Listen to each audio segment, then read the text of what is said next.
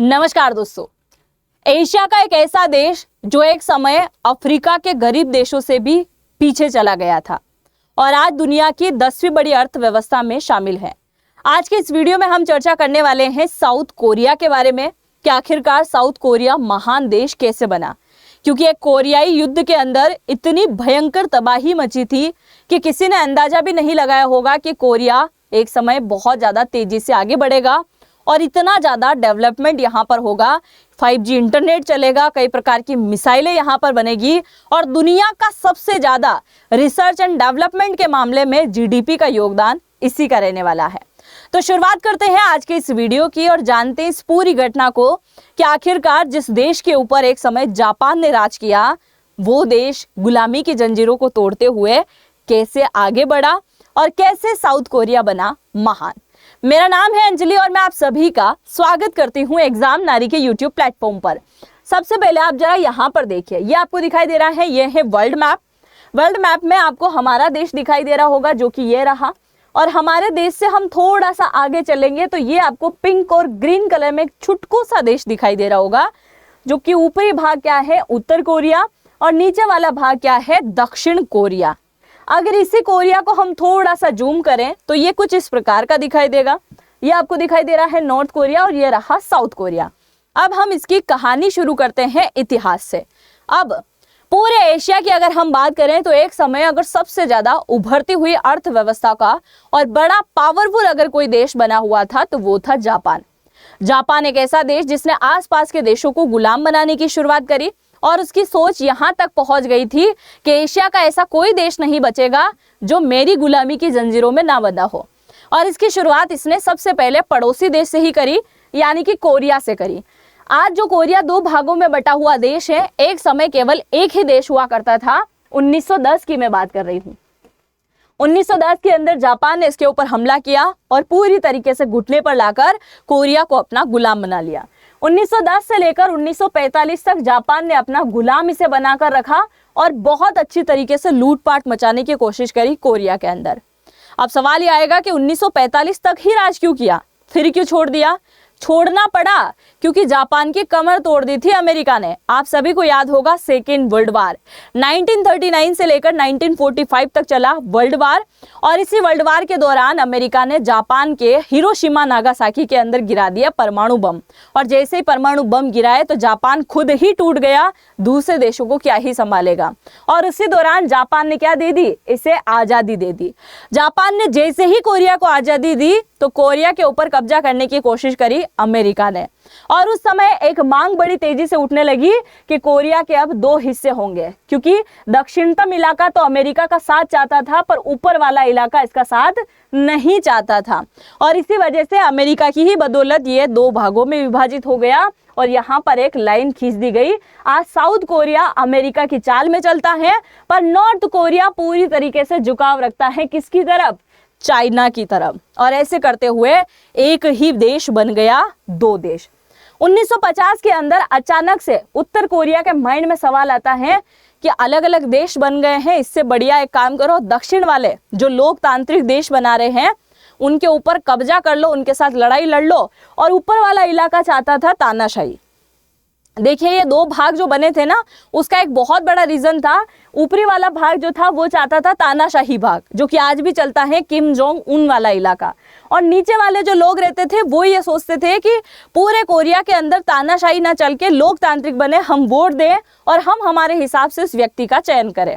ऊपर वाले जो थे तानाशाही, उनको लगा के काम करते हैं, ये जो भाग दो भागों में जो देश बढ़ चुका है, नीचे वाले भाग के ऊपर हमला कर देते हैं, और नीचे वालों के जब ऊपर जैसे हमला करेंगे तो लोकतांत्रिक तो कहीं चला जाएगा, और हम जैसे ही कब्जा करेंगे तो पूरा कोरिया फिर से एक हो जाएगा, और पूरा कोरिया जब एक होगा तो पूरे कोरिया के अंदर फिर से तानाशाही लग जाएगी।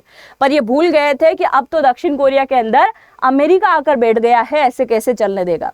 1950 के अंदर किम जोंग उन का जो परिवार पहले तानाशाही में हुआ करता था, उनकी तरफ से यहाँ पर हमला किया गया, लड़ाई हुई, और लड़ाई इतनी खतरनाक थी कि साउथ कोरिया की बड़ी बड़ी बिल्डिंग्स उड़ा दी। इधर अमेरिका मदद कर रहा है, इधर चाइना मदद कर रहा है, दोनों आपस में लड़ा रहे हैं और इतना बुरी तरीके से लड़ा है कि 1953 के आते आते साउथ कोरिया यानी कि दक्षिणतम भाग पूरी तरीके से खंडहर बन चुका था और इतना भयानक खंडहर बना था जिसकी वजह से इतिहास में भी कहा जाता है कि साउथ कोरिया एक समय के लिए अफ्रीका के जो गरीब देश है, बहुत ज्यादा गरीब देश है, उन देशों से भी पिछड़ गया था, उन देशों से भी और ज्यादा गरीबी रेखा में चला गया था। लग रहा था ये देश वापस कभी नहीं उठ पाएगा। और तभी अमेरिका ने बोला कि टेंशन ना लो, मैं तुम्हारे साथ हूँ, मैन्युफैक्चरिंग हब भी बनाएंगे और टेक्नोलॉजी भी मैं तुमको देने वाला हूँ, तो तुमको ज़्यादा टेंशन लेने की जरूरत नहीं है। अमेरिका ने यहाँ पर मदद करी थी और साथ ही यहाँ पर सेना प्रमुख ने पूरे साउथ कोरिया को संभालने की जिम्मेदारी ली। आप सभी जानते हैं जिन जिन देशों के कोई सेना प्रमुख होते हैं वो बड़े लाडले बन जाते हैं अमेरिका वालों के। पास में पाकिस्तान को ही ले लो, पाकिस्तान का फील्ड मार्शल आसिफ मुनीर बड़ा लाडला है अमेरिका के ट्रंप चचा का। तो उस समय जो अमेरिका के अंदर राष्ट्रपति हुआ करते थे उनके भी बहुत ज्यादा चाहने वाले बन गए थे साउथ कोरिया के सेना प्रमुख, और इनका नाम था पार्क जुग ही। ये आपको फोटोज में दिखाई दे रहे होंगे, पार्क जुग ही।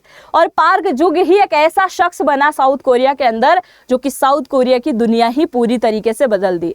इन्होंने बोला कि जब साउथ कोरिया को उठाना है, आगे बढ़ाना है, ताकतवर देश बनाना है, तो उसके लिए हमें कुछ ऐसे निर्णय लेना होगा जिससे ये आगे बढ़ पाए। और उन्होंने उस समय कई प्रकार के ऐसे निर्णय लिए, उनमें से मेन कारण मैं आपको यहाँ पर बता देती हूँ और निर्णय भी आपको मैं बता देती हूँ। पहला निर्णय इनकी तरफ से लिया गया कि हम उसी देश के साथ में व्यापार करेंगे जो हमसे कुछ ना कुछ जरूर खरीदेगा, यानी कि हम केवल आयात में विश्वास नहीं रखेंगे, निर्यात भी करेंगे।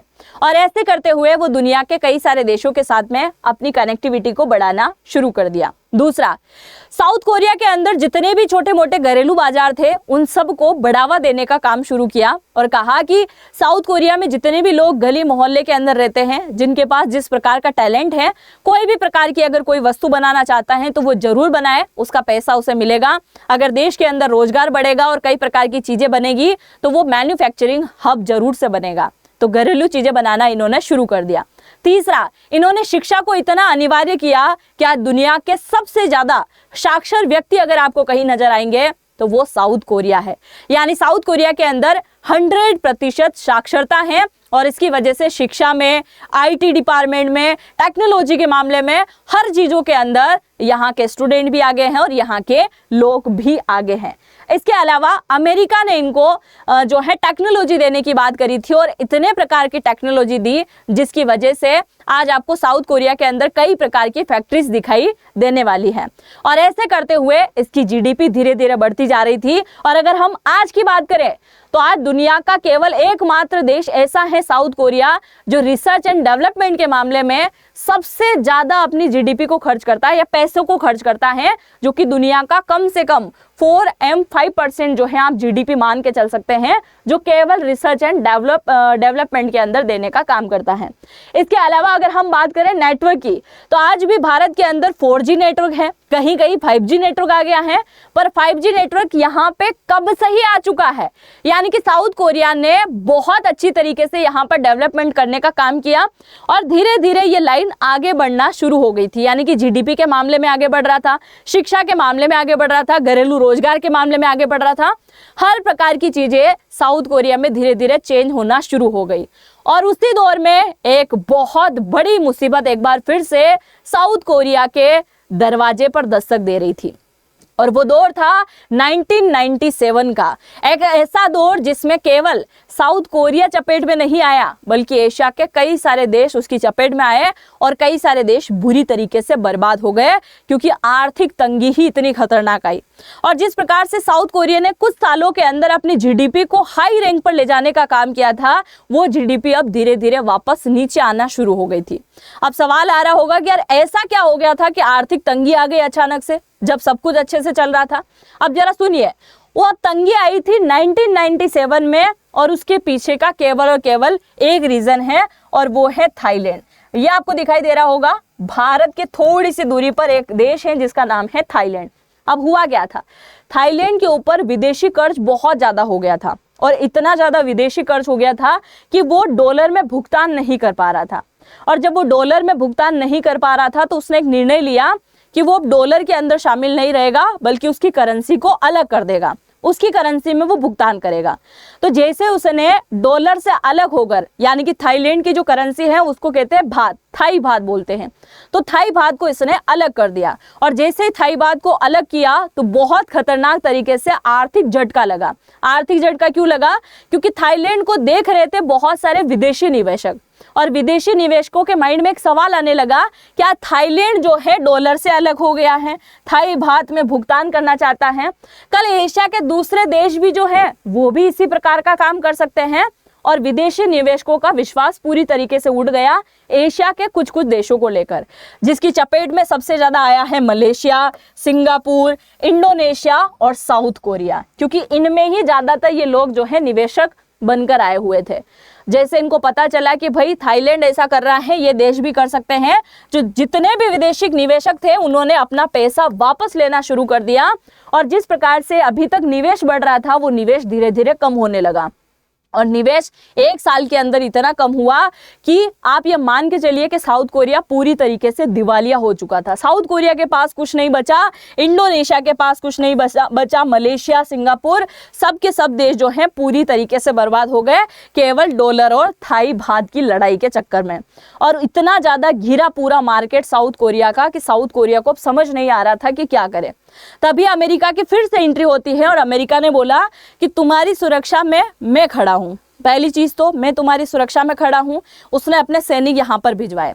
दूसरा, तुमने कई प्रकार की शिक्षा को लेकर, रोजगार को देकर बढ़ावा देने का काम किया, देश को डेवलपमेंट करने की कोशिश करी। अब अमेरिका की टेक्नोलॉजी साउथ कोरिया के अंदर एंट्री करेगी और वो तुम्हें सिखाएगी कि अब आगे कैसे बढ़ना है। और उन्हीं चीजों को लेकर यहाँ पर अमेरिका की मदद से साउथ कोरिया के अंदर कई प्रकार की कंपनियां खड़ी होना शुरू हो गई। आप सभी जानते हैं कि आज भारत के लोग भी साउथ कोरिया की कई सारी कंपनी के ऊपर बड़ा भरोसा करते हैं, आंख बंद करके।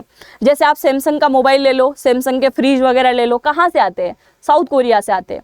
वो छोड़ो, अगर कार की बात करें, हुंडई कार वगैरह कहाँ से आ रही है? वहीं से आ रही है, साउथ कोरिया से।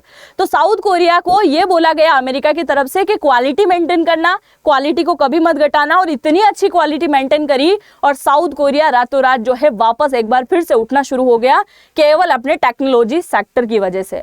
फिर IT डिपार्टमेंट इसने बड़ा तेजी के साथ में बढ़ाया, फिर डिफेंस के मामले में भी इसने बड़ा तेजी से वर्क किया, मिसाइलें बनाने का काम किया, दूसरे देशों में आयात निर्यात करने का काम किया, और के अलावा इसने संस्कृति तक को अपना हथियार बना डाला। अब संस्कृति को हथियार कैसे बनाया? आज आपने देखा होगा भारत की कई सारी लड़कियां साउथ कोरिया के लड़कों की दीवानी है ना?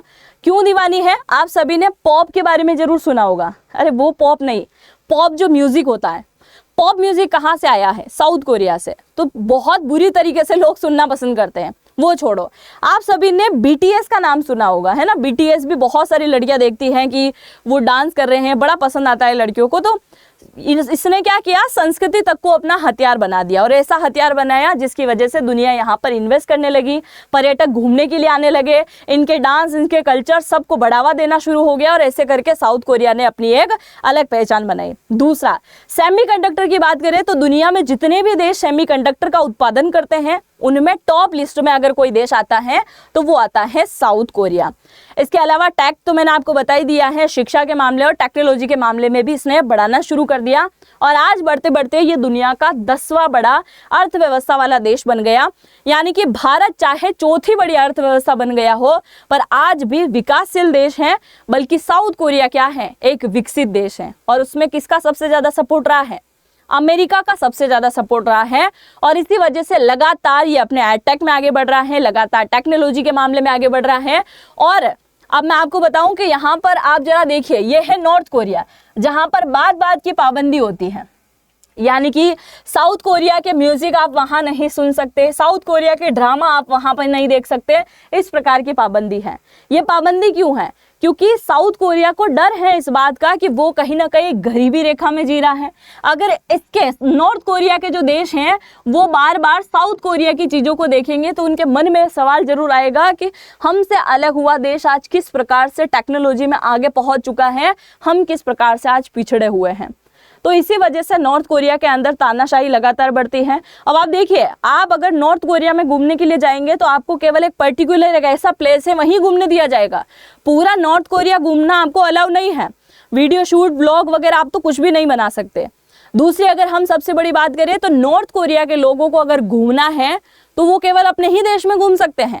यानी नॉर्थ कोरिया के लोग कभी प्लान बना के अमेरिका, भारत या किसी और देश के अंदर घूमने के लिए नहीं जा सकते, बल्कि साउथ कोरिया के लोग हर एक देश के अंदर जाते हैं, घूमते हैं और हर प्रकार की चीज़ों को सीख के आते हैं और अपने देशों के अंदर वर्क करते हैं, जबकि वो चीज़ें नहीं हैं।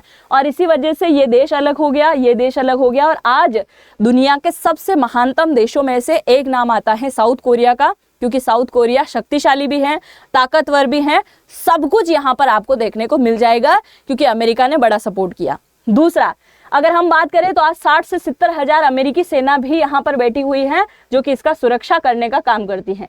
वहीं नॉर्थ कोरिया की बात करें तो उसका सपोर्ट कौन करता है? चाइना करता है। तो दोनों ही देश की अलग अलग नीति है, वो देश भी अपने आप में महान है, ये भी है, पर इसने अच्छा खासा डेवलपमेंट कर लिया। बाकी आपकी नज़र में आपको कौन सा देश ज़्यादा अच्छा लगता है जरूर से कमेंट सेक्शन में लिखिएगा। और अगर आप जनरेटिव AI को सीखना चाहते हैं तो इसी वीडियो के कमेंट सेक्शन में पहला कमेंट आपको पिन मिलेगा एग्जाम नारी के नाम पे, उस पर जाके टाइप कीजिएगा, नाम, मोबाइल नंबर, ईमेल आईडी आपको डालना है और डिस्काउंट प्राप्त करने के लिए नारी 100 कोड का आपको इस्तेमाल करना है, जिससे आपको अच्छा खासा डिस्काउंट यहाँ पर मिल जाएगा। तो आई होप मेरे द्वारा दी गई जानकारी आपको समझ में आई होगी। अपने दोस्तों के साथ में जरूर से साझा कीजिएगा। मिलते हैं नेक्स्ट वीडियो में, तब तक के लिए जय हिंद, जय भारत।